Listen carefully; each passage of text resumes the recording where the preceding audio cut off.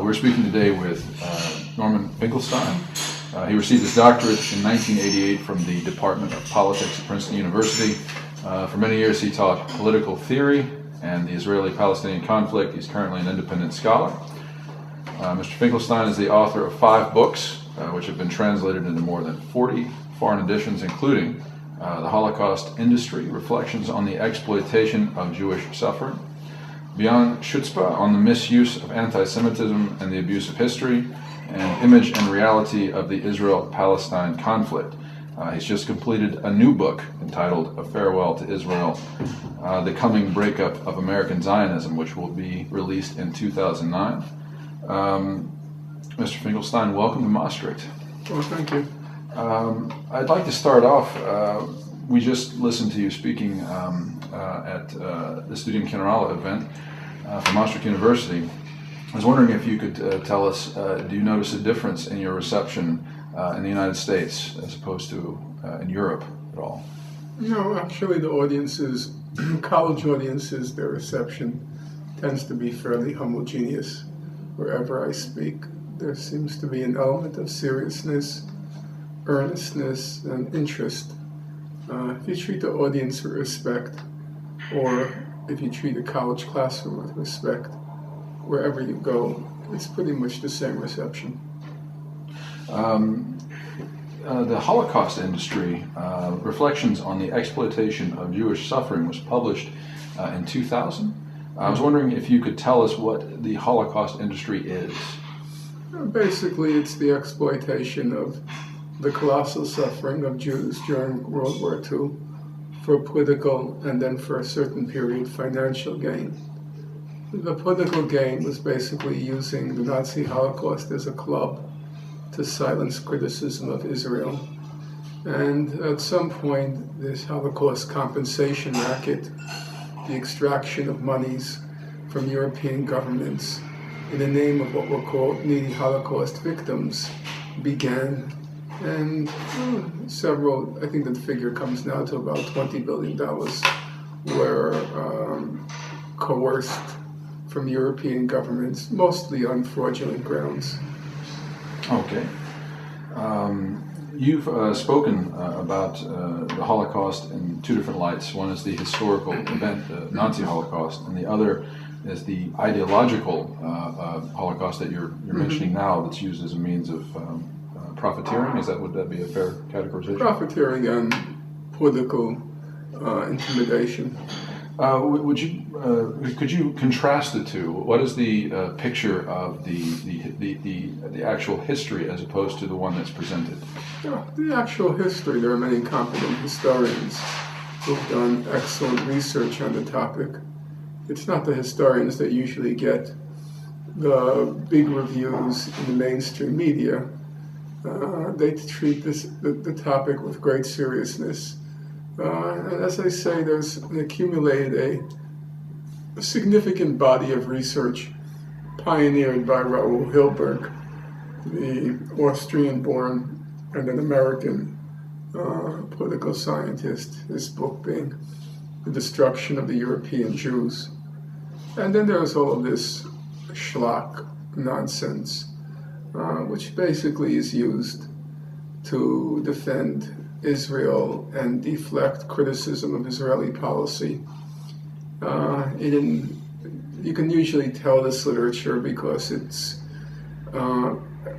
asserts or insists on the absolute uniqueness of the Nazi Holocaust, the claim that no people in the history of humanity have ever suffered the way Jews suffered. And that's clearly an ideological claim. You can't intellectually prove things like that, and it's almost absurd to want to prove them. The purpose is fairly straightforward. That is, if people have uniquely suffered, then they can't be held to conventional moral and legal standards. So, for example, if you say that Israel tortures Palestinian detainees, well, then you're told, remember the Holocaust. Or if you're told that Israel illegally demolishes the homes of Palestinians, you're told, remember the Holocaust. The point being, that because Jews suffered uniquely, it somehow excuses these, by any other standard, crimes. Okay. Would you like something to drink? No, I'm fine. Okay. He said this evening, and I'm paraphrasing because I wasn't able to write it down quickly enough, there exists a consensus for realizing the Israeli-Palestinian, for resolving the Israeli-Palestinian conflict. There's no conflict in the world which is less complicated, less controversial. Referring again to the publication of the Holocaust industry, when the hardcover edition came out, and I'm quoting from the foreword to the softcover edition later, the book evoked considerable reaction internationally. In contrast to the deafening roar elsewhere, the initial response in the United States was silence. Why is that? Why in the United States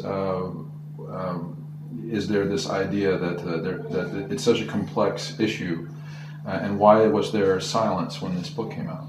Well, no, I think that we're confusing. I spoke this evening on the Israel-Palestine conflict and said that it was relatively uncomplicated, probably the least complicated conflict in the world. But with the case of the Nazi Holocaust, there are serious scholarly questions which it's not easy to supply answers to. In fact, the most basic questions remain areas of great contention among historians. The basic questions are, why did Hitler order the Nazi Holocaust, and when did he order it? The why and the when, and in fact, there's no agreement among historians on the answers to those two questions. So this idea that often emerges of linking the Holocaust to the necessity for Israel, or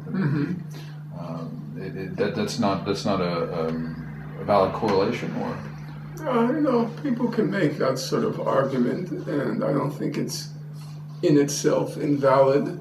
The issue that arises is, given the catastrophe that Jews experienced or endured during World War II, can a catastrophe, even of those dimensions or of that magnitude, can a catastrophe of that magnitude justify the ethnic cleansing of Palestine? That's the issue.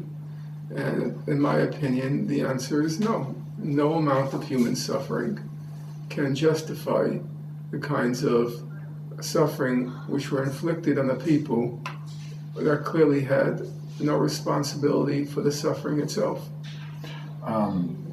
Speaking of this correlating of these two historical events, the Holocaust and the establishment of the State of Israel, you've turned some references to the Third Reich on their head in the past. On the April 16th, 2002 episode of Democracy Now!, you said that a rally supporting Jewish occupation of Palestinian lands and opposing negotiations with Yasser Arafat resembled, and this is the quote, a Jewish version of a Nuremberg rally more than it did a peace rally. You've referenced Hitler's Lebensraum, the idea of a virgin, empty Eastern Europe, to the Zionist argument that Palestine was a virgin, empty wilderness, as typified by From Time Immemorial by Joan Peters, that claims that much of 1948 Palestine's population were recent immigrants from neighboring Arab states, non-Jewish population. Is it, and this is a rhetorical question, but is it appropriate in the wake of the Holocaust to make such comparisons? Well, the examples you cited didn't pertain directly to the Nazi Holocaust. If you say a rally resembles a Nuremberg rally, I'm not sure what's the connection between that and speaking about Auschwitz or exterminations or genocide. And similarly, to the second example you gave, the Lebensraum, that's not necessarily the Nazi Holocaust. The Lebensraum dealt with the conquest of Eastern Europe.